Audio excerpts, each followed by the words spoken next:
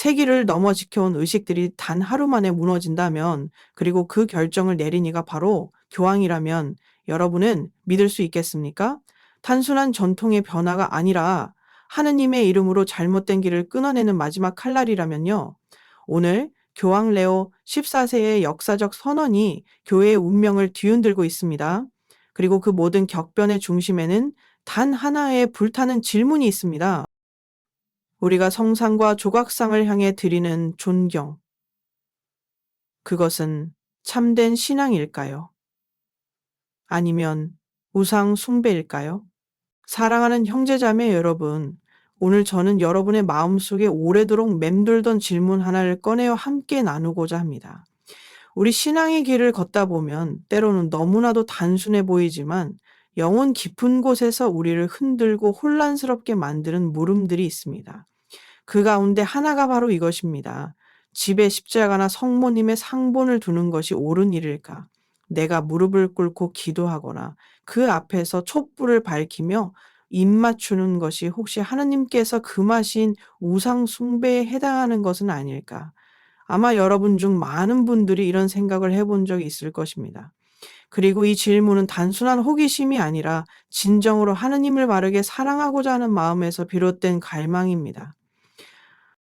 믿음의 가진이라면 누구나 한 번쯤은 이 문제 앞에 서게 됩니다. 성경은 분명히 말씀하십니다. 너 자신을 위하여 어떤 조각상도 만들지 말라. 이 구절은 우리의 마음을 흔들어 놓습니다. 그렇다면 왜 교회 안에는 수많은 성화와 성상이 있는 걸까요? 왜 우리의 가정에는 예수님의 성화, 성모님의 상본, 그리고 우리가 사랑하는 성인들의 작은 동상들이 놓여 있는 걸까요? 우리가 그것들을 존경하고 입맞추며 혹은 눈물을 흘리며 기도할 때 정말 우리는 우상 숭배에 빠지고 있는 걸까요?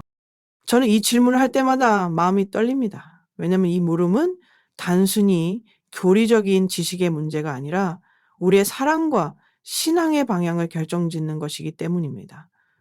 우리가 올바른 길을 찾고자 할 때 반드시 먼저 물어야 하는 질문은 이것입니다. 나는 지금 누구를 사랑하고 누구에게 나의 마음을 바치고 있는가?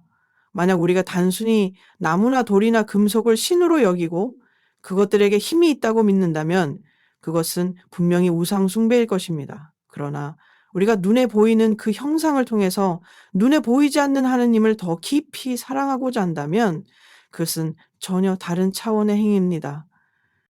한 어머니가 돌아가신 자녀의 사진을 손에 꼭 쥐고 입 맞추는 모습을 상상해 보십시오. 그 어머니가 종이에 인쇄된 잉크에 사랑을 바치는 것입니까? 아닙니다. 사진은 단지 창문과 같습니다. 그 사진은 사랑하는 이를 다시 떠올리게 하고 그의 존재를 마음속에 새기게 하는 통로일 뿐입니다. 마찬가지로 우리가 십자가에 입 맞추고 성모님의 성화를 바라보며 기도할 때 우리는 나무나 캔버스 혹은 색채의 예배를 드리는 것이 아닙니다. 우리는 그 너머에 계신 그리고 그 이미지를 통해 드러나는 하느님과 성인들을 향하여 우리의 사랑을 드리는 것입니다.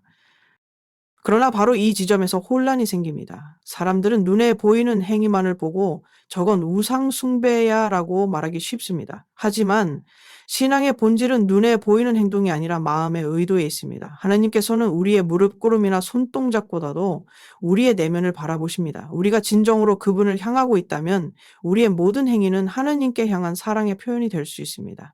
그렇기 때문에 교회는 이 질문에 대해 깊은 묵상을 거듭하며 수세기 동안 답을 찾아왔습니다. 우상 숭배와 성상 공경을 혼동하는 사람들은 마치 밤과 낮을 구분하지 못하는 이들과 같습니다. 밤에는 어둠만 있다고 말하지만 달빛은 태양의 빛을 반사하여 밤을 밝혀줍니다. 성상 역시 그렇습니다. 성상은 그 자체로 빛을 내는 것이 아니라 하느님의 영광을 비추는 거울과 같습니다. 우리가 성상을 바라볼 때 우리는 그 안에서 하느님의 얼굴, 그분의 사랑, 그리고 그분의 거룩하심을 비추어 보는 것입니다.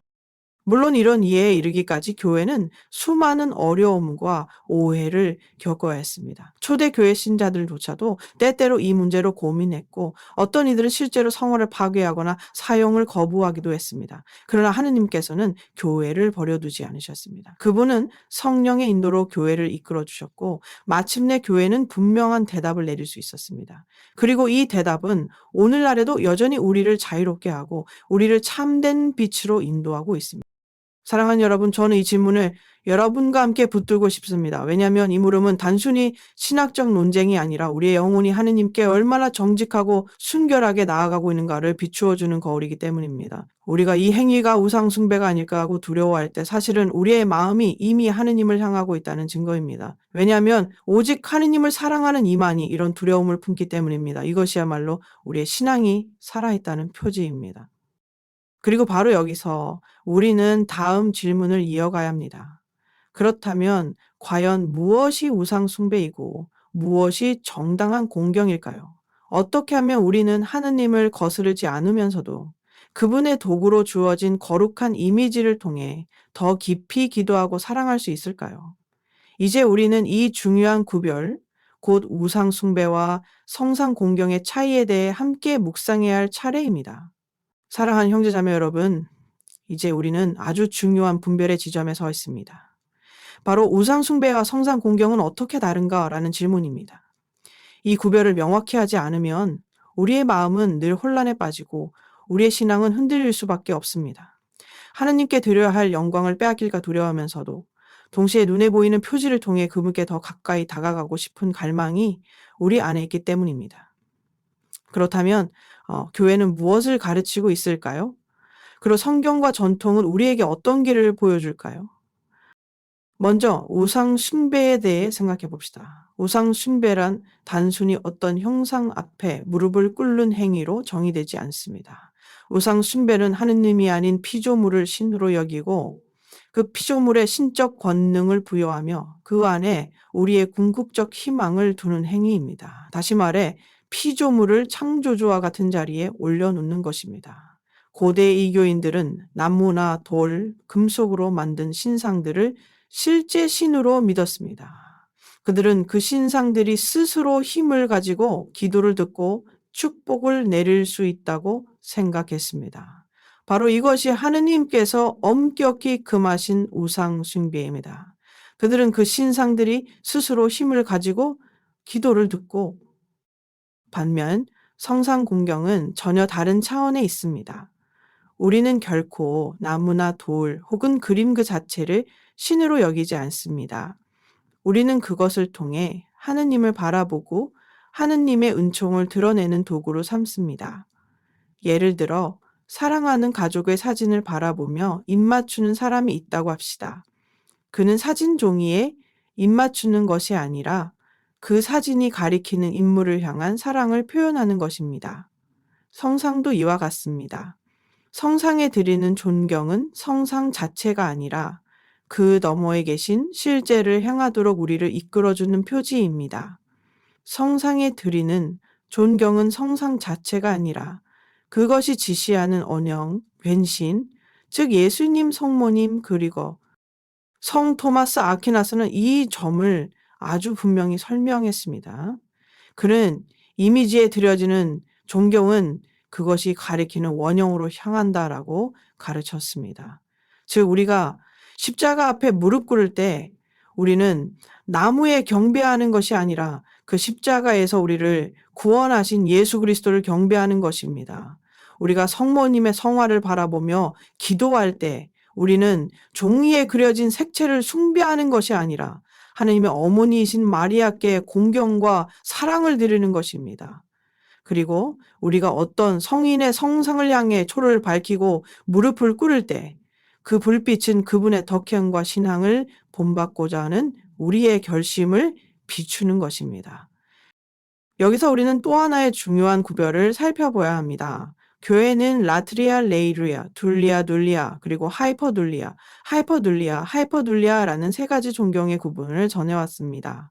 라트리아는 오직 하느님께만 드려지는 흠숭의 예배입니다. 이는 하느님께 대한 절대적 경배이며 그 누구도 어떤 피조물도 여기에 포함될 수 없습니다. 둘리아는 성인들에게 드려지는 공경입니다. 이는 그들의 성덕을 기리고 그들의 전고를 청하는 존경의 표시입니다. 마지막으로 하이퍼둘리아는 특별히 성모 마리아께 드려지는 초월적인 공경입니다. 이 구별은 단순한 신학적 개념이 아닙니다. 우리의 기도와 삶 속에서 실제로 작동하는 구별입니다. 우리가 하느님께 드리는 기도는 라트리아, 곧 예배입니다. 이는 우리의 마음과 영혼, 온 존재를 창조주께 바치는 절대적인 봉헌입니다. 그러나 우리가 성모님께 기도할 때 그것은 예배가 아니라 전구를 청하는 공경입니다. 우리는 마리아를 하느님과 동등한 분으로 섬기는 것이 아니라 하느님께 가장 가까이 계신 어머니 기도를 청하는 것입니다. 마찬가지로 우리가 성인들을 기억하고 기도할 때 우린 그들이 이미 하느님의 영광 안에 살아계심을 믿으며 그들의 전구를 청하는 것입니다. 이는 하느님께서 그분들의 삶을 통해 안에 살아계심을 믿습니다. 이는 마리아의 기도를 그분들 이는 이미 하느님의 그분들을 섬기는 것이 아닙니다. 그런 성들을 그런 성능 그런 하능이 아니면 모전에 그런 성들을 얻었는데 성하던 야야 그런 그던께 얻었는데 사랑하는 여러분, 어떤 이는 이렇게 말할지도 모릅니다. 하지만 무릎을 꿇고 기도하는 모습은 똑같잖아요. 그것이 우상 숭배와 무엇이 다른가요? 그러나 중요한 것은 겉모습이 아니라 마음의 방향입니다. 같은 무릎 꿇음이라도 어떤 이는 돈이나 권력을 위해 무릎을 꿇습니다. 또 어떤 이는 하느님께만 무릎을 꿇습니다. 외적인 행위는 같아 보일지라도 그 내면의 의도와 대상은 완전히 다릅니다. 우리가 성상 앞에 무릎을 꿇을 때 우리는 자유를 얻습니다. 더 이상 두려움 속에 머물지 않고 성상을 통해 더욱 깊이 하느님께 다가갈 수 있습니다. 저는 이 구별을 깨달을 때마다 제 마음이 얼마나 평화로워지는지 모릅니다. 우리가 성상 앞에서 드리는 기도는 단지 장식품 앞에서의 행동이 아니라 하늘과 땅을 잇는 거룩한 대화입니다. 성상은 우리를 붙잡아 하느님을 바라보게 하는 창문입니다. 우리는 그 창을 통해 하느님의 빛을 보며 그분의 사랑을 느낍니다. 그리고 우리는 그 빛 안에서 우리의 믿음을 더 굳건히 세워갑니다.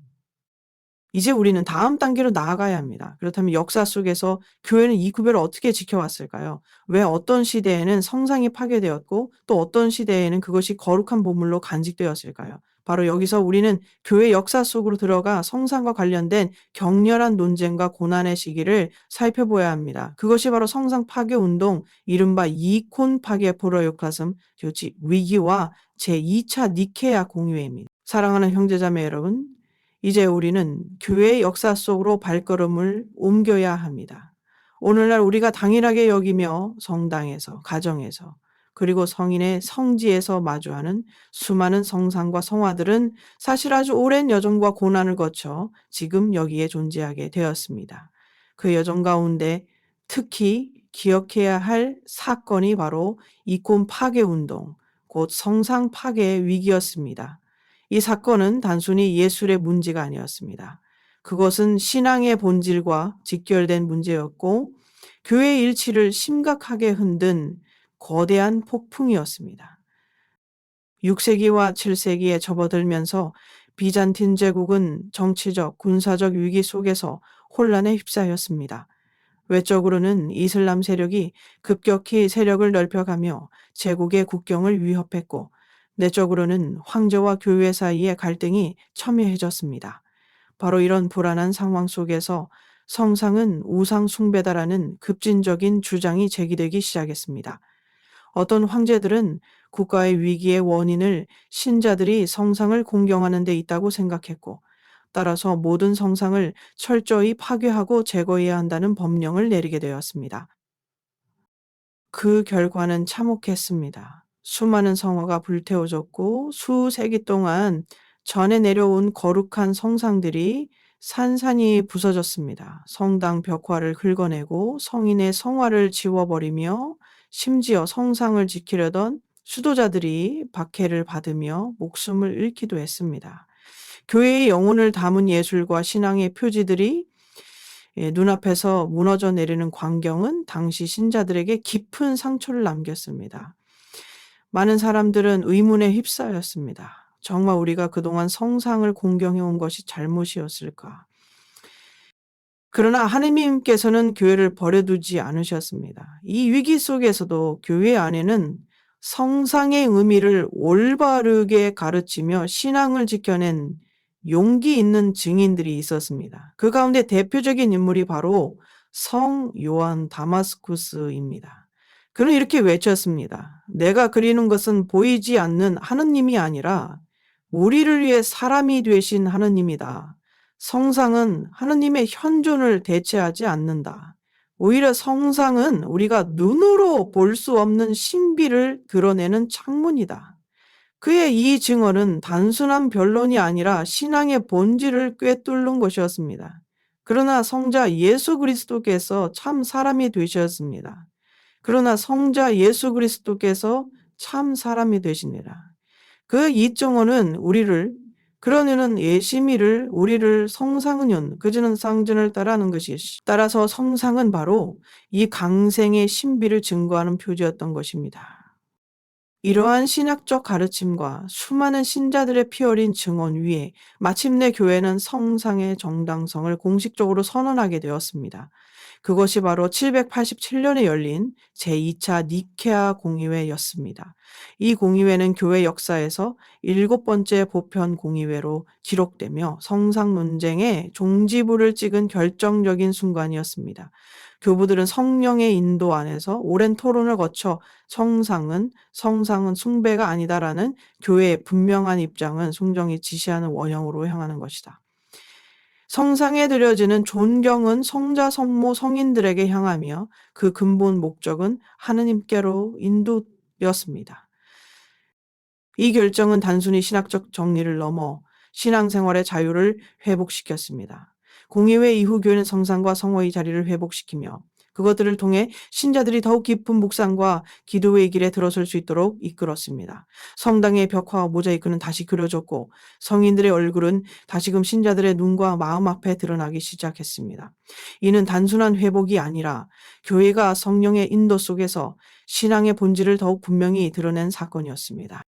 사랑하는 여러분, 우리가 오늘 성상 앞에서 기도할 수 있는 것은 결코 당연한 일이 아닙니다. 그것은 수많은 세대의 신자들이 피와 눈물로 지켜낸 전통이며 공의회의 지혜와 성령의 인도 속에서 확인된 신앙의 진리입니다. 만약 교회가 그 위기를 넘어 성상의 의미를 분명히 하지 않았다면 오늘 우리의 성당은 아마도 차갑고 텅 빈 공간이었을 것입니다.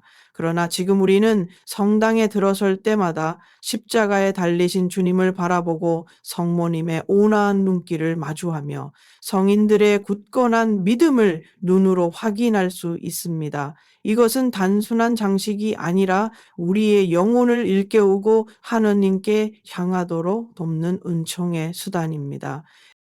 저는 여기서 다시 한번 여러분께 묻고 싶습니다.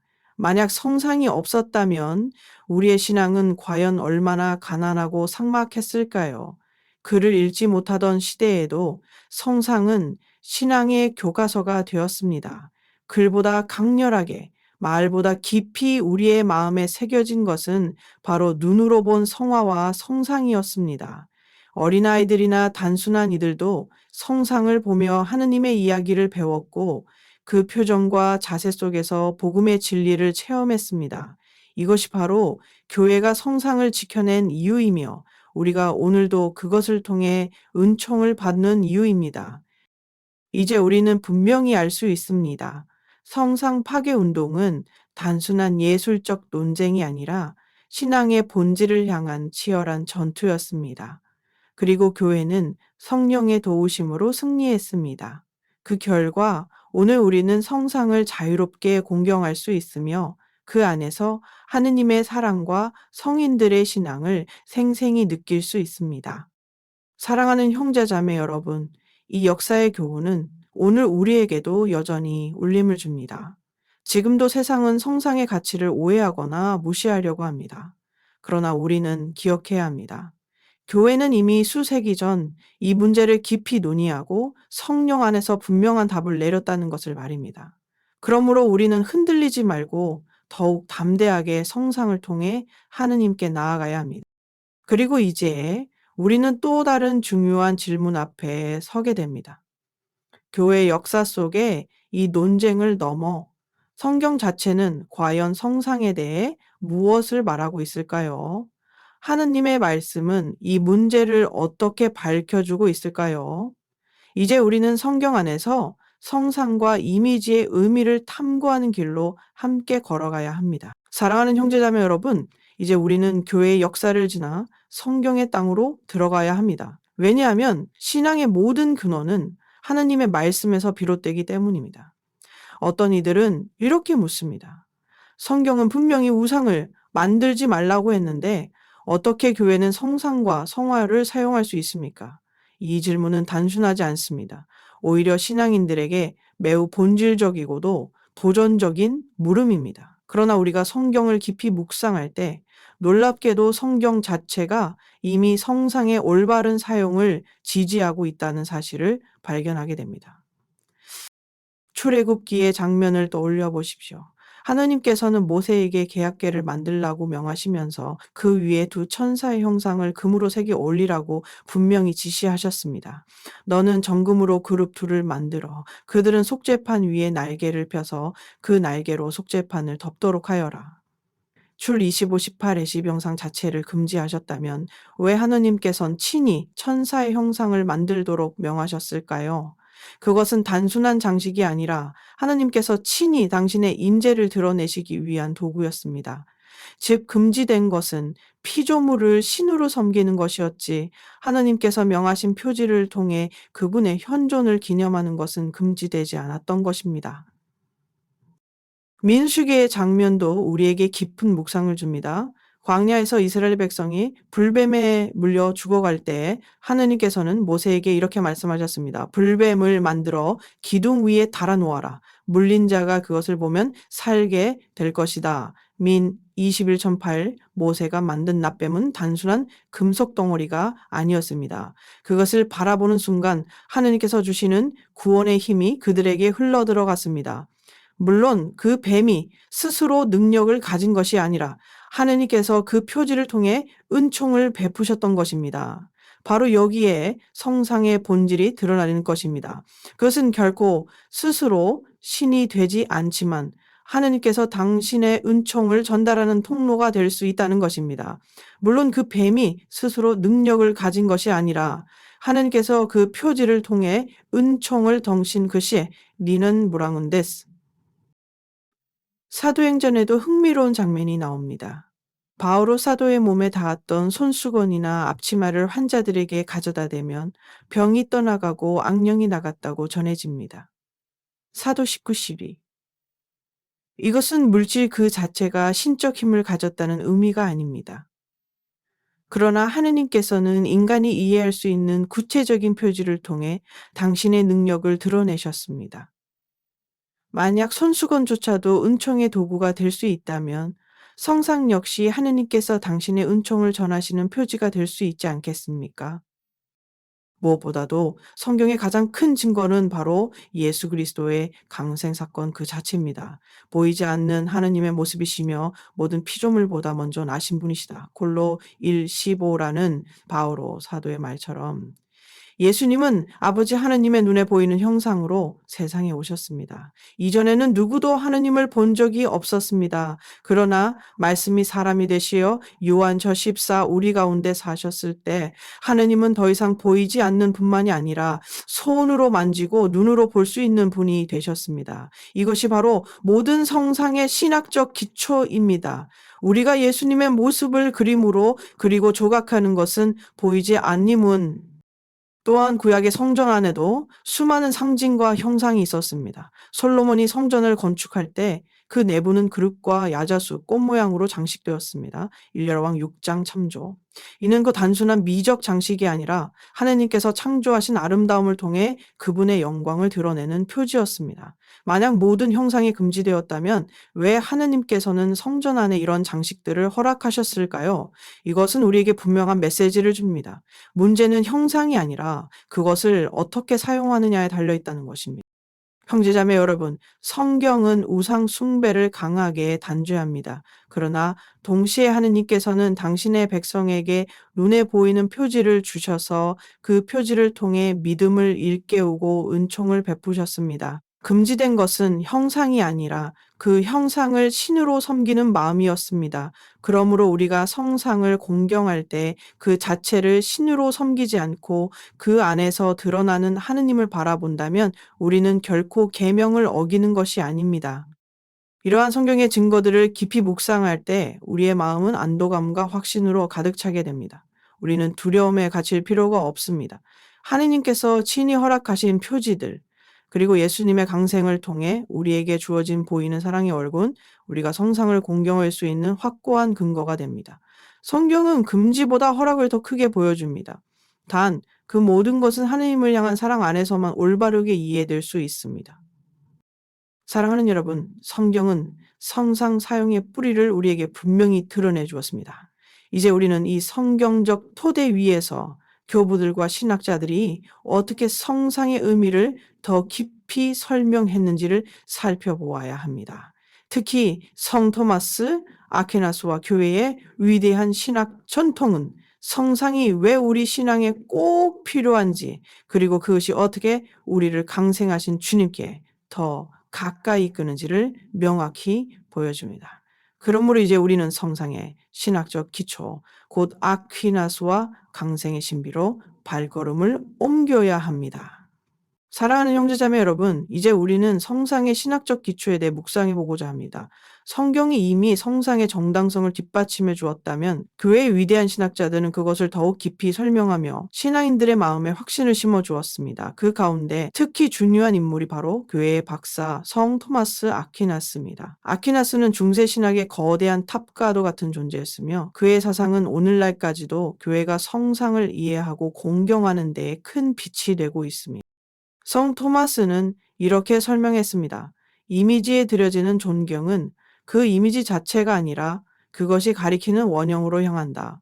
이 짧은 한 문장은 사실 성상 공경의 모든 핵심을 담고 있습니다.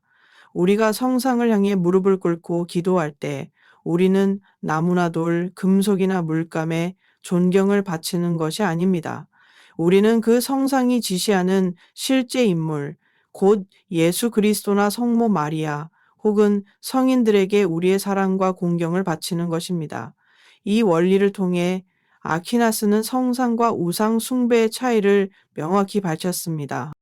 사랑하는 여러분, 여기에 더 깊은 신비가 숨어 있습니다. 그것은 바로 예수님의 강생 사건입니다. 아퀴나스는 강생의 신비를 성상 이해의 근본 토대로 삼았습니다. 하나님은 본래 보이지 않는 분이셨습니다.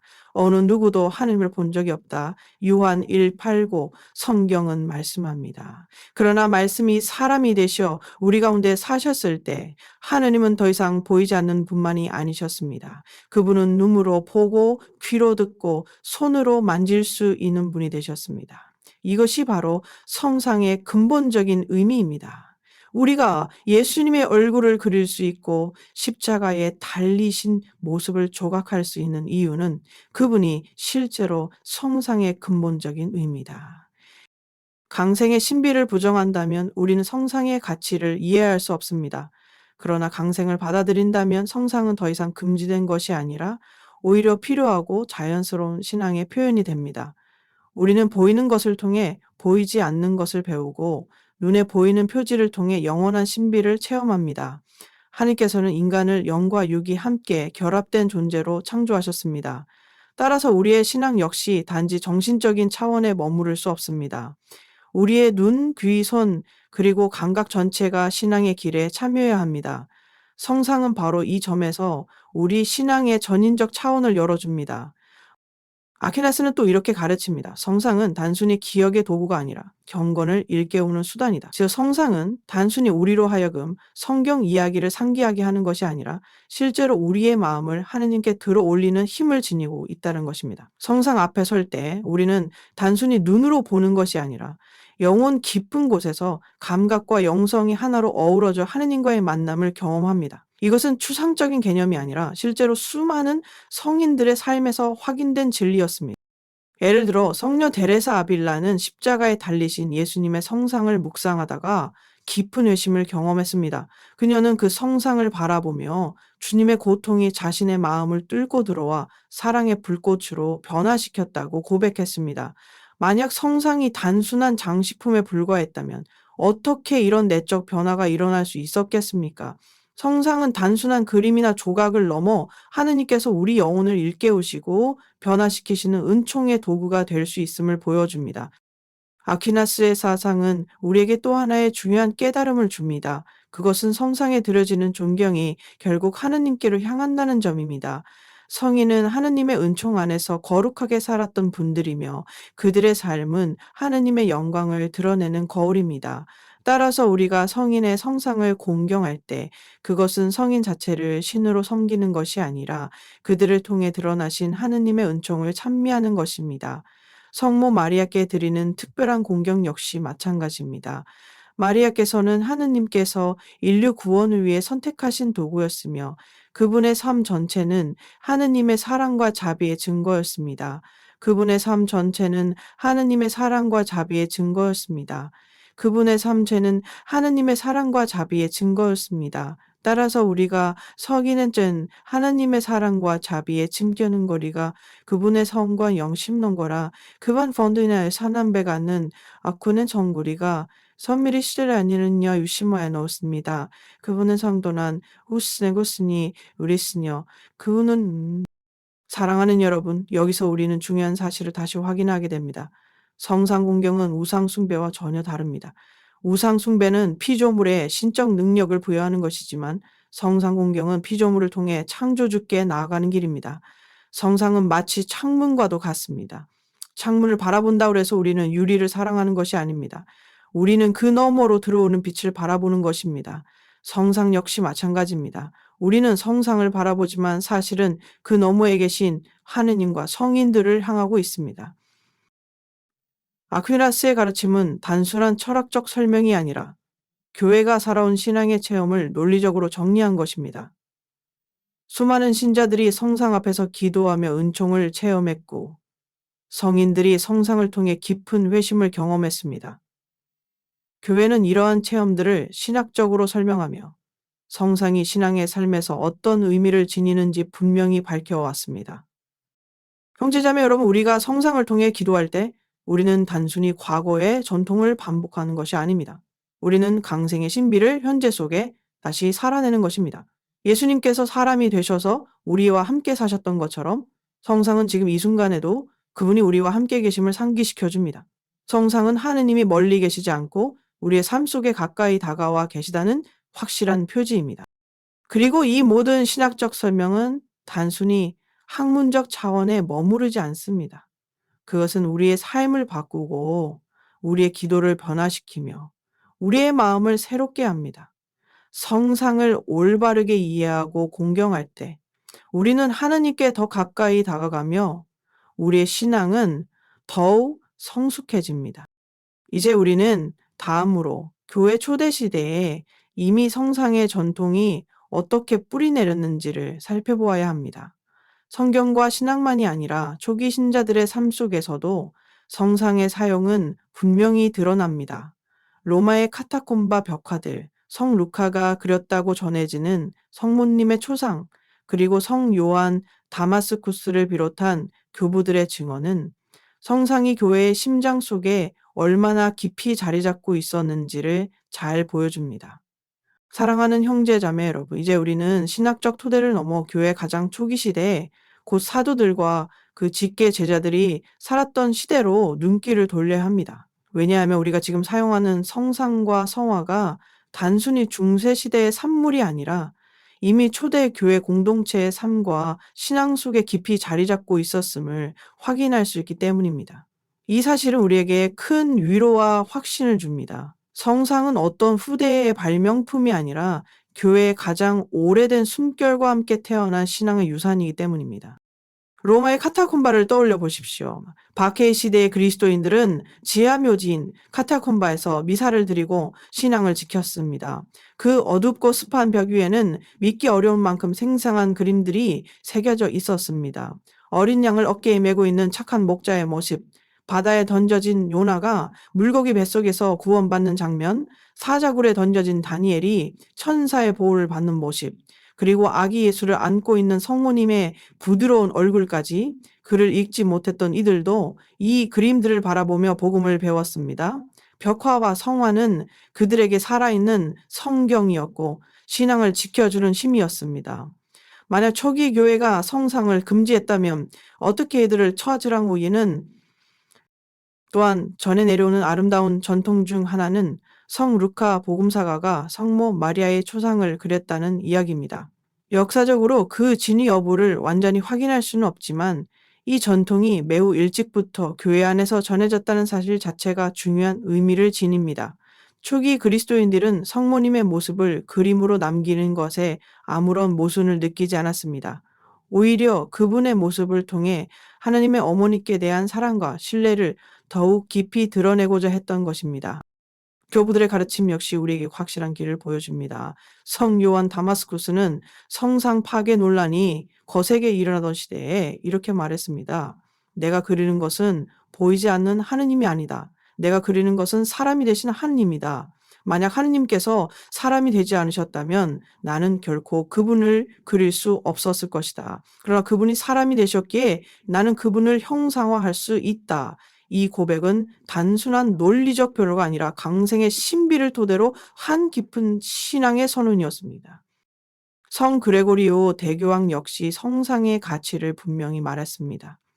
그는 글을 읽지 못하는 이들에게 성상은 문자 없는 책이라고 불렀습니다.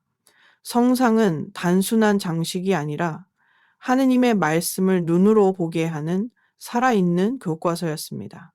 당시 많은 신자들은 성경을 직접 읽을 수 없었지만 성화를 통해 예수님의 생애를 배우고 성모님의 순종을 묵상하며 성인들의 용기를 본받았습니다. 이렇게 성상은 단순히 과거 사건을 기록하는 수단이 아니라 복음을 현재 속에 살아있게 하는 도구였습니다.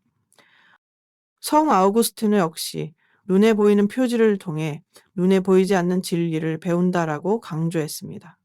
이는 성상 공경의 핵심을 잘 드러냅니다. 우리의 감각과 영혼은 분리된 것이 아니라 하나로 엮여 있습니다.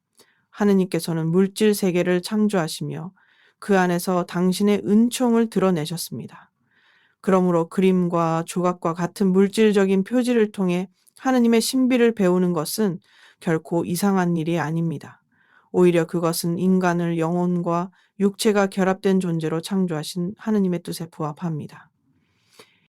사랑하는 여러분, 이처럼 초기 교회의 전통과 교부들의 가르침은 우리에게 분명히 말해줍니다. 성상은 신앙의 본질에 반하는 것이 아니라 신앙을 지켜주고 전해주는 소중한 유산입니다. 박해 속에서도 신자들은 벽에 십자가를 새겼고 어두운 카타콤바에서도 그림을 남겼습니다. 성인들과 교부들은 목숨을 걸고 성상의 가치를 변호했습니다. 만약 성상이 단순히 우상 숭배였다면 교회가 어떻게 이토록 오랜 세월 동안 그것을 간직하고 교부들이 그렇게 강력하게 옹호할 수 있었겠습니까? 오늘날 우리는 성당에 들어설 때마다 이 전통의 열매를 보고 있습니다. 제대 위에 놓인 십자가, 성모님의 성화, 그리고 성인의 동상 하나하나가 바로 그 증거입니다. 그것들은 단순히 장식품이 아니라 우리 신앙의 뿌리에서부터 흘러나온 살아있는 증언들입니다. 우리는 그것들을 통해 사도들과 교부들의 숨결을 이어받고 있으며 그들의 신앙을 지금 여기서 다시 살아내고 있는 것입니다. 형제자매 여러분, 우리는 이제 분명히 알 수 있습니다. 성상은 단지 교회가 후대에 취한 전통이 아니라 사도시대와 교부시대부터 이어져온 교회의 심장과 같은 보물이라는 사실을 말입니다. 그렇게 우리는 성상을 공경할 때 단지 개인적인 경건 행위를 하는 것이 아니라 교회의 2000년 역사를 이어받아 같은 신앙을 고백하고 있는 것입니다. 이제 우리는 다음 단계로 나아가야 합니다. 자, 그렇다면 성상이 우리 삶 속에서 구체적으로 어떤 역할을 할까요? 단지 역사적 증거에 머무르는 것이 아니라 오늘 우리의 기도와 신앙, 그리고 일상 속에서 어떤 의미와 가치를 지니고 있을까요? 이제 우리는 성상의 영적이고 목회적인 가치를 깊이 묵상해야 합니다. 사랑하는 형제자매 여러분, 이제 우리는 성상의 역사적 기원과 교부들의 가르침을 지나 오늘날 우리 신앙 속에서 성상이 지니는 실제적이고도 깊은 영적 가치를 묵상해 보아야 합니다. 성상은 단순히 과거를 증언하는 유물이 아니라 지금 우리의 삶을 비추고 우리의 영혼을 일깨우며 우리를 하나님께 가까이 이끄는 살아있는 도구입니다. 교회는 오랜 세월 동안 성상을 단순한 장식품이나 미적 요소로 여기지 않았습니다. 오히려 성상은 언제나 신자들의 기도를 돕고 신앙을 굳건하게 하며 복음을 가르치는 중요한 수단이었습니다. 무엇보다 성상은 우리 마음을 하느님께 들어올리도록 이끌어줍니다. 우리는 일상 속에서 너무 쉽게 세상 일에 묶여 눈을 땅에만 두고 살아갑니다. 그러나 성상을 바라볼 때 우리의 시선은 자연스럽게 위로 향하게 됩니다. 십자가에 달리신 주님의 모습을 바라보면 우리의 마음은 그분의 사랑과 희생에 젖어들고 감사와 회개의 눈물이 솟구칩니다. 성모님의 온한 얼굴을 바라볼 때 우리는 순종과 겸손의 길로 초대받으며 그분을 본받아 하느님께 더욱 충실하고자 하는 열망이 타오릅니다. 우리 성우님의 온화한 얼굴을 바라볼 때 우리는 순종과 겸손의 길로 초대받습니다. 그분을 그분하다 하느님께 더욱 충실하고자 하는 열망이 타오릅니다. 또한 성상은 우리의 감각 전체를 신앙 속으로 초대합니다. 하느님께서는 우리를 영혼과 육체가 결합된 존재로 만드셨습니다.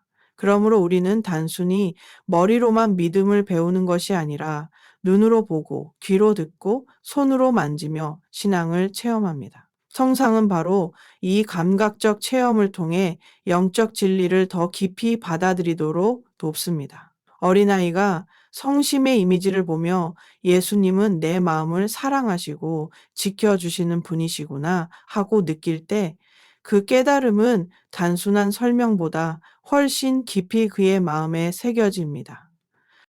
성상은 또한 교회의 가르침을 전달하는 강력한 교육적 수단이었습니다. 문자가 익숙하지 않았던 시대에는 성화와 벽화가 바로 복음서였습니다.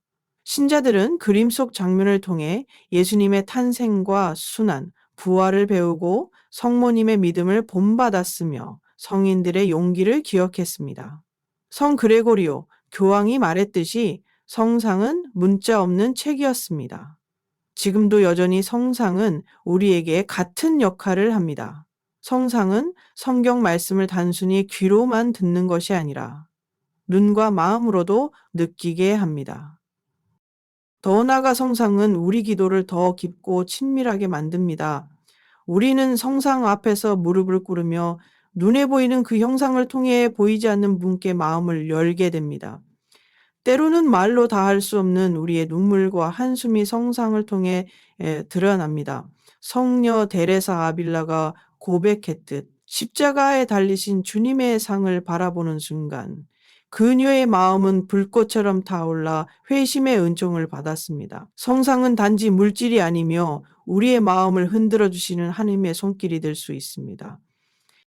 사랑하는 여러분, 성상은 또한 기억의 힘을 가지고 있습니다. 우리는 바쁜 일상 속에서 너무 쉽게 복음의 진리를 잊어버립니다. 그러나 성상은 우리에게 끊임없이 상기시켜 줍니다. 아기 예수를 안고 있는 성모님의 성화를 바라볼 때 우리는 성탄의 신비를 기억합니다.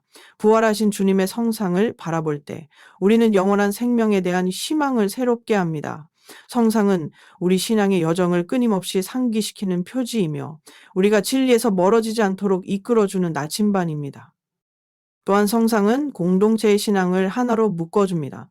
성당 안에 걸린 십자가는 단지 장식이 아니라 공동체가 함께 바라보는 신앙의 중심입니다. 우리가 같은 성상을 바라보며 기도할 때 우리는 하나의 믿음을 고백하고 하나의 몸 안에서 일치를 이루게 됩니다. 성상은 우리를 분열이 아니라 일치로 이끌며 각자의 신앙을 넘어 교회의 공동체적 정체성을 확인하게 합니다. 형제자매 여러분, 우리가 성상을 존경하는 것은 결코 미신이 아닙니다. 그것은 오히려 하느님의 창조 질서와 인간의 본성을 존중하는 행위입니다. 하느님께서는 인간을 감각과 영혼이 함께 어우러진 존재로 창조하셨고, 따라서 우리는 눈에 보이는 표지를 통해 보이지 않는 하느님을 더 깊이 만날 수 있습니다. 성상은 우리를 약화시키는 것이 아니라 오히려 신앙을 굳건히 세워주는 은총의 도구입니다. 이제 우리는 성상의 영적 가치가 단순히 개인적인 차원에 머물지 않음을 깨닫습니다. 그것은 가정 안에서, 공동체 안에서, 그리고 교회 전체 안에서 신앙을 지탱하는 기둥이 됩니다. 한 가정이 성심의 이미지를 집안에 모시고 함께 기도할 때 그 집은 단순한 공간이 아니라 작은 성당이 됩니다.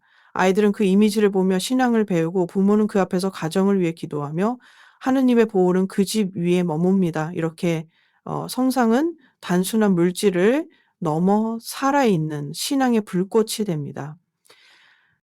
사랑하는 여러분, 우리는 이제 한 가지 더 깊은 차원으로 들어가야 합니다. 교회 역사 속에서 성상은 단순히 교육과 기도의 수단을 넘어 때때로 하느님의 특별한 은총과 기적의 표지가 되었습니다. 성모님의 발현과 관련된 기적의 성상들, 예수님의 거룩한 얼굴이 새겨진 성화들, 그리고 성인들의 발자취가 남긴 성물들은 성상이 하느님의 은총과 신비로운 방식으로 연결될 수 있음을 보여줍니다. 그러므로 이제 우리는 성상과 기적 그리고 하느님의 특별한 은총이라는 신비로운 세계로 발걸음을 옮겨야 합니다. 사랑하는 형제자매 여러분, 이제 우리는 성상이 지닌 마지막이자 가장 신비로운 차원, 곧 하느님께서 특별한 방식으로 은총과 기적을 베푸시는 표지로서의 성상에 대해 묵상해 보고자 합니다. 교회의 역사를 살펴보면 성상은 단순히 교육적이고 영적 가치에 머무르지 않았습니다. 때로는 하느님께서 그 성상을 통해 직접적인 표징을 주시고 놀라운 기적을 행하셨습니다. 이는 결코 성상이 스스로 능력을 가진 것이 아니었습니다. 오히려 하느님께서 당신 백성의 믿음을 굳건히 하시고 그들에게 당신의 사랑과 자비를 드러내시기 위해 성상을 특별한 도구로 사용하셨던 것입니다. 가장 대표적인 예는 멕시코의 과달루페 성모님 발현입니다. 1531년 인디오 청년 후안 디에고에게 나타나신 성모님은 그에게 기적의 표징을 남겨주셨습니다. 그의 티마, 망토에 성모님의 모습이 기적적으로 새겨진 것입니다. 이 이미지는 인간의 손으로 그린 것이 아니니 수많은 과학적 연구를 통해 확인되었고 지금도 그 모습은 처음과 같이 생생하게 보존되어 있습니다. 수억 명의 사람들이 이 이미지를 바라보며 회심하고 치유의 은총을 체험했습니다. 과달루페의 섬상은 단순한 그림이 아니라 하느님께서 온 세상에 보내신 특별한 사랑의 선물이었습니다. 또 다른 예로 프랑스 루르드의 성모님을 기억할 수 있습니다. 1858년 베르나데트 수비루스에게 발현하신 성모님은 병든 자와 가난한 자들을 위한 치유의 샘을 열어주셨습니다. 그리고 루르드의 성모님 상봉과 동상은 오늘날 전 세계 수많은 신자들의 위로와 희망의 상징이 되었습니다. 루르드 성모상을 바라보며 기도하는 수많은 이들이 기적적인 치유와 회심의 은총을 체험했습니다. 또한 파티마의 성모님 발현도 잊을 수 없습니다. 1917년 포르투갈의 작은 마을 파티마에서 새 어린이에게 나타나신 성모님은 회개의 메시지와 함께 기적의 태양을 보여주셨습니다.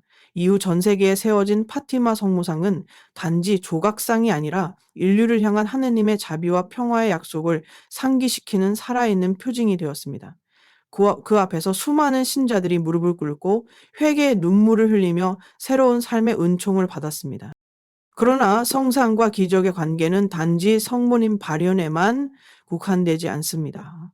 성인들의 삶에서도 우리는 수많은 예를 발견할 수 있습니다. 성 프란치스코 아시시가 기도하던 다미아노 십자가는 단순한 나무 십자가가 아니었습니다. 그 앞에서 그는 주님의 음성을 들었고 내 집을 고쳐라 라는 사명을 받았습니다. 이 십자가는 오늘날까지도 프란치스코 영성의 중심이자 하느님의 뜻을 새롭게 깨닫게 하는 은총의 표지가 되고 또한 토리노의 성수의 얼굴, 곧 셰이 성화는 예수님의 순환과 부활을 증언하는 놀라운 표지입니다. 과거로 완전히 설명할 수 없는 이 성화는 믿는 이들에게 깊은 경외심과 신앙의 확신을 주고 있습니다. 그 앞에 선 많은 사람들은 마치 직접 예수님의 얼굴을 대하는 듯한 감동을 받으며 그분의 사랑과 자비를 새롭게 체험합니다. 이러한 기적의 성상들은 우리에게 한 가지 중요한 진리를 알려줍니다. 그것은 성상이 그 자체로 신비한 능력을 지닌 것이 아니라 하느님께서 신자들의 믿음을 굳건히 하시기 위해 특별히 사용하신 도구라는 것입니다. 성상은 언제나 우리를 하느님께 인도하는 길이며 그 자체가 목적이 될 수 없습니다. 그러나 하느님께서는 우리의 나약함을 아시고 때로는 눈에 보이는 표지를 통해 우리의 마음을 강하게 붙잡으십니다. 사랑하는 형제자매 여러분, 이 기적의 성상들을 바라볼 때 우리는 단순한 경이로움에 머무르지 않아야 합니다. 오히려 그것을 통해 우리에게 말씀하시는 하느님의 음성을 들어야 합니다. 과달루페의 성모님은 우리에게 나는 너의 어머니이다라고 말씀하시며 하느님의 사랑이 얼마나 친밀하고 개인적인 것인지를 보여주십니다. 루르드의 성모님은 고통받는 이들과 함께 하시는 하느님의 자비를 드러내십니다. 파티마의 성모님은 회개와 기도의 긴급함을 가르쳐 주십니다. 그리고 다미아노, 십자가와 성의 성화는 우리에게 십자가의 사랑과 부활의 희망을 새롭게 일깨워 줍니다. 성상 앞에서 일어나는 기적은 단순한 외적인 사건이 아니라 더 큰 내적 변화를 이끌어야 합니다. 병이 치유되는 것도 놀라운 일이지만 더욱 큰 기적은 마음이 변화되고 하느님께로 돌아오는 것입니다. 성상은 우리를 감각적으로 사로잡지만 그 너머에 계신 하느님께 마음을 열도록 초대합니다. 성상 앞에서의 눈물, 회개의 결심, 새로운 삶에 대한 희망이야말로 하느님께서 원하시는 참된 기적입니다. 오늘날 우리는 디지털 시대를 살아가며 온갖 이미지들이 우리를 사로잡습니다. 그러나 그 가운데에서도 성상은 여전히 우리에게 하늘의 창문이 되어줍니다. 휴대폰 화면 속에서도, 성당의 제대 위에서도, 가정의 벽 안쪽에서도 성상을 우리 부르고 있습니다. 그것은 단순한 그림이 아니라 하느님의 사랑이 눈에 보이는 형태로 우리에게 다가오는 순간입니다. 사랑하는 여러분, 이제 이 여정을 마무리하면서 저는 여러분께 한 가지 권고를 드리고 싶습니다. 여러분의 집안에, 여러분의 마음 안에 성상을 모시십시오. 그것은 단순한 장식이 아니라 신앙을 지켜주는 벗이 될 것입니다. 아이들에게 성상을 보여주며 기도하는 방법을 가르치십시오. 가족이 함께 성상 앞에 모여 기도할 때 그 집은 작은 교회가 되고 하느님의 은총이 머무르는 성소가 될 것입니다. 성상은 우리를 하느님께 이끄는 창문이며 은총이 흐르는 길입니다. 그리고 마지막으로 기억합시다. 우리가 성상을 공경할 때 우리는 결코 나무나 돌을 숭배하는 것이 아닙니다. 우리는 그 너머에 계신 하느님을 사랑하고 성모님과 성인들의 전구를 청하며 하늘을 향해 마음을 들어 올리는 것입니다. 성상은 우리를 속박하는 우상이 아니라 우리를 해방시키는 은총의 표지입니다. 그것은 우리가 천국을 향해 걸어가는 길 위에서 주어진 친밀한 동반자입니다. 사랑하는 형제자매 여러분, 하느님께서는 여전히 성상을 통해 말씀하시고 은총을 베푸십니다. 그러니 두려워하지 말고 믿음을 가지고 사랑으로 성상을 공경하십시오. 그럴 때 성상은 단순한 이미지가 아니라 여러분을 하느님께로 이끄는 살아있는 창문이 될 것입니다. 그리고 언젠가 우리는 더 이상 성상을 통하지 않고 얼굴과 얼굴을 맞대어 하느님을 뵙게 것입니다. 그날을 기다리며 지금은 성상을 통해 하늘의 빛을 미리 맛보며 살아갑시다. 아멘. 사랑하는 형제자매 여러분, 지금까지 우리는 성상의 역사와 성경적 근거, 그리고 교부들의 증언과 지적의 체험에 대해 묵상했습니다. 그러나 오늘날에도 여전히 많은 사람들이 성상 공경을 오해하며 비판합니다. 특히 개신교 형제자매들 가운데는 천주교 신자들이 성상 앞에 무릎 꿇고 기도하는 것은 우상 숭배다라고 생각하는 이들이 적지 않습니다. 사실 이 오해는 단순히 외적인 행위를 보고 내린 성급한 판단에서 비롯됩니다.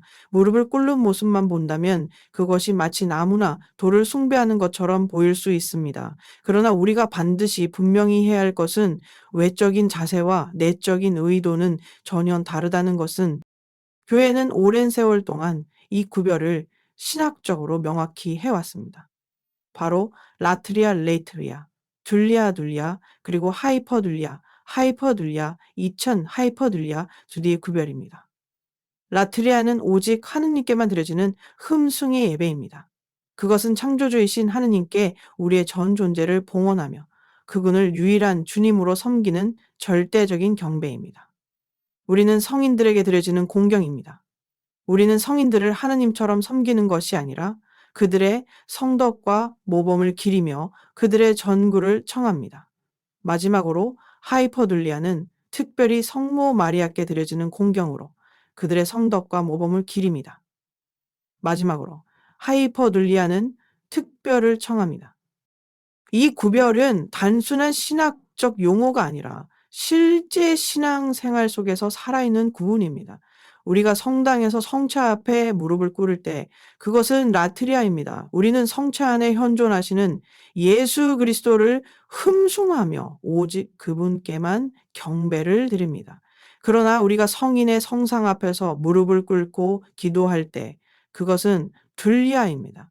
우리는 그 성인의 삶을 존경하며 그분의 전구를 통해 하느님께 더 가까이 나아가고자 합니다. 그리고 우리가 성모님 앞에서 드리는 특별한 공경은 하이퍼둘리아로서 마리아를 하느님과 같은 분으로 섬기는 것이 아니라 하느님께서 특별히 선택하신 어머니로서 높여드리는 것입니다. 이 차이를 이해하지 못하는 사람들은 성상 공경을 우상 숭배라고 비난합니다. 그러나 그들도 사실은 삶 속에서 비슷한 행위를 하고 있습니다. 많은 사람들이 사랑하는 가족의 사진을 벽에 걸어두고 때로는 그 사진을 보며 눈물을 흘리거나 입을 맞추거나 존경하는 인물의 동상을 세워 그 앞에서 꽃을 바칩니다. 그들은 결코 종이나 돌덩이 자체를 숭배하는 것이 아닙니다. 그 너머에 있는 사랑하는 존경하는 인물을 기억하고 기리는 것입니다. 그런데 왜 하나님의 성인들을 기리고 그들의 모범을 따르고자 하는 우리의 행위는 사랑하는 여러분, 오해와 비난 속에서도 우리는 흔들리지 말아야 합니다. 교회는 이미 이 문제에 대해 수세기 동안 분명한 답을 주었고 성경과 전통은 그것을 확증했습니다. 우리가 성상을 공경할 때 우리의 마음은 결코 나무나 돌이 아니라 하나님께 향하고 있습니다. 성모님과 성인들의 전구를 청하는 우리의 기도는 우리를 창조주께로 더 가까이 끌고 그분의 은총 안에서 성숙한 삶을 살도록 돕습니다. 이것은 결코 우상 숭배가 아니라 살아있는 신앙의 표현이며 교회 지혜가 전해준 소중한 전통입니다. 그러므로 형제자매 여러분, 우리는 성상 앞에서 더욱 확신에 차서 기도해야 합니다. 외적인 모습만 보고 비난하는 이들에게는 우리의 내적 의도와 교회의 가르침을 설명해 줄 수 있어야 합니다. 라트리아는 하느님께, 둘리아는 성인들에게, 하이퍼둘리아는 성모님께 드려진다는 이 분명한 구별을 통해 우리는 성상 공경의 참된 의미를 지킬 수 있습니다. 이 구별을 깨달을 때 우리의 신앙은 더 이상 두려움이나 혼란에 머물지 않고 자유와 확신 속에서 하느님을 찬미하게 됩니다. 그리고 이제 우리는 질문해야 합니다. 그렇다면 오늘날 우리의 삶 속에서 성상 공경은 어떤 모습으로 자리 잡아야 할까요? 단지 과거의 전통으로만 머무르는 것이 아니라 현대의 가정과 공동체, 그리고 디지털 시대의 새로운 환경 속에서 성상은 어떻게 우리의 신앙을 비추고 은총을 흘려보내는 도구가 될 수 있을까요? 이제 우리는 현대적 맥락에서 성상의 역할과 의미를 함께 묵상해 보아야 합니다. 사랑하는 형제자매 여러분, 이제 우리는 성상이 지닌 의미를 과거와 신학 속에서 충분히 살펴보았습니다. 그렇다면 오늘날 현대를 살아가는 우리에게 성상은 어떤 역할을 할 수 있을까요? 성상은 단순히 교회 역사적 유산에 머무르지 않습니다. 오히려 오늘날처럼 혼란과 유혹이 많은 시대에 성상은 우리의 믿음을 지켜주고 일상 속에서 하나님과의 친밀한 연결을 이어주는 소중한 통로가 됩니다. 무엇보다 성상은 가정 안에서 큰 힘을 발휘합니다. 작은 십자가 하나, 성모님의 상본 하나가 집 안에 걸려 있을 때 그 집은 더 이상 단순한 공간이 아닙니다. 그곳은 기도의 자리가 되고 하느님의 현존이 함께하는 거룩한 장소가 됩니다. 아이들은 부모가 성상 앞에서 촛불을 밝히고 기도하는 모습을 보며 자연스럽게 신앙을 배웁니다. 부모는 아이들을 성상 앞에 앉히고 간단한 기도를 가르치며 눈에 보이는 표지를 통해 하느님을 향한 사랑을 전해줍니다. 이렇게 성상은 신앙을 세대에서 세대로 이어주는 다리가 됩니다. 또한 성상은 개인의 신앙생활에서도 큰 힘을 줍니다. 혼자 기도할 때 우리는 종종 마음이 산만해지고 집중하기 어렵습니다. 그러나 성상을 바라보며 기도할 때 우리의 마음은 훨씬 쉽게 하느님께로 향합니다. 예수님의 성심성화를 바라보며 기도하는 이는 그분의 무한한 사랑을 느끼며 위로를 받고, 고통 중에 십자가를 바라보는 이는 그분의 희생을 통해 자신의 고통을 새롭게 받아들일 힘을 얻게 됩니다. 성모님의 성화를 바라보는 이는 그분의 순종과 겸손을 본받고자 다짐하며, 성인의 성상을 바라보는 이는 그들의 모범을 따라 살아가려는 용기를 얻습니다. 오늘날 우리는 디지털 시대를 살아가고 있습니다. 하루에도 수많은 이미지와 영상이 우리의 눈과 마음을 사로잡습니다. 그 가운데는 우리를 혼란에 빠뜨리고 영혼을 상처 입히는 것들도 많습니다. 바로 이런 시대이기에 성상은 더욱 필요합니다. 성상은 세상의 잡다한 이미지들 속에서 우리를 보호하고 우리의 시선을 하느님께 고정시키는 영적 나침반이 됩니다. 휴대전화 화면에 성상을 배경으로 두는 작은 선택만으로도 우리는 복음을 전하는 새로운 방식의 선교를 실천할 수 있습니다. 또한 소셜미디어에 성상 이미지를 나누며 우리는 복음을 전하는 새로운 방식의 선교를 10대. 사랑하는 여러분, 중요한 것은 우리가 성상을 어떻게 대하느냐에 달려 있습니다. 성상은 결코 목적이 될 수 없습니다. 그것은 언제나 하느님께 이르는 길이며 우리를 하늘로 인도하는 창문입니다. 성상을 공경할 때 우리는 결코 돌이나 나무에 머무르는 것이 아니라 그 너머에 계신 주님께 우리의 사랑을 드리는 것입니다.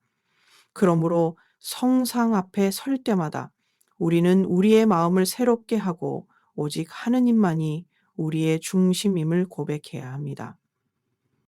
성상은 또한 교회의 공동체적 삶 속에서도 중요한 역할을 합니다. 성당 제대 위의 십자가는 공동체 전체가 바라보는 신앙의 중심입니다. 우리가 그 앞에서 함께 기도할 때 우리는 하나의 몸으로 일치합니다. 성상은 우리를 나누는 것이 아니라 오히려 함께 묶어주고 공동체를 더욱 굳건하게 합니다. 성당 벽에 그려진 성화와 창문에 비치는 스테인드 글라스는 신자들에게 복음을 눈으로 보고 마음으로 새기게 하는 살아있는 말씀입니다. 형제자매 여러분, 이제 우리는 결론에 이르렀습니다. 성상은 우상 숭배가 아니라 하느님께 나아가는 길입니다. 그것은 교회의 오랜 전통 안에서 지켜진 신앙의 보물이며 성경과 신화, 교부들의 가르침, 그리고 수많은 기적의 체험을 통해 그 진리가 확증되었습니다. 성상은 우리의 영혼을 일깨우고 가정을 지켜주며 공동체를 하나로 묶습니다. 그리고 오늘날에도 여전히 성상은 하느님의 은총을 드러내는 통로로서 살아 움직이고 있습니다. 그러므로 사랑하는 여러분, 성상을 두려움 없이 그러나 경건하게 공경하십시오. 그것을 단순한 장식이 아니라 믿음을 새롭게 하고 은총을 불러오는 창문으로 받아들이십시오. 여러분의 가정과 마음 안에 성상을 모시고 그 앞에서 자주 기도하십시오. 그러면 성상은 단순한 이미지가 아니라 여러분의 삶을 변화시키고 하느님께 더 가까이 이끄는 은총의 길이 될 것입니다. 이제 우리는 모든 여정을 마무리하며 다시 한번 주님의 음성을 마음 깊이 새깁니다. 나는 세상 끝날까지 언제나 너희와 함께 있겠다. 마태 28, 20 성상은 바로 이 약속의 눈에 보이는 표지입니다. 그 표지를 통해 우리는 주님의 현존을 기억하고 믿음을 굳건히 하며 희망 안에서 살아갈 수 있습니다. 언젠가 우리는 성상을 통해 바라보던 그분을 더 이상 성상을 통하지 않고 얼굴과 얼굴을 마주하여 뵙게 될 것입니다. 그날을 기다리며 오늘 우리는 성상을 통해 이미 하늘의 빛을 미리 맛보며 살아갑니다. 아멘.